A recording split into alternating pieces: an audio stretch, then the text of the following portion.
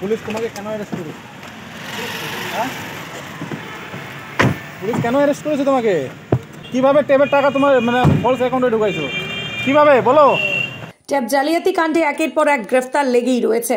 আবারও ইসলামপুর ট্যাব জালিয়াতির ঘটনায় গ্রেফতার এক অভিযুক্তের নাম সাজাউল আক্তার, বাড়ি ইসলামপুর থানার গাইশাল জাগির বস্তি এলাকায়। অভিযুক্তকে বৃহস্পতিবার ইসলামপুর থানার সাইবার ক্রাইম থানার পুলিশ গ্রেফতার করে।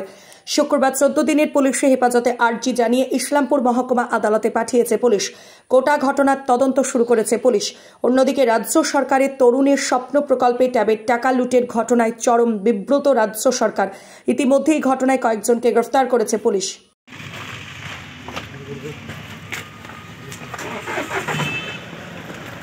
পুলিশ তোমাকে কেন অ্যারেস্ট করেছে?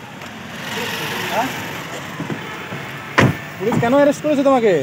কিভাবে ট্যাবের টাকা তোমার ফলস অ্যাকাউন্টে ঢুকাইছো? কিভাবে বলো?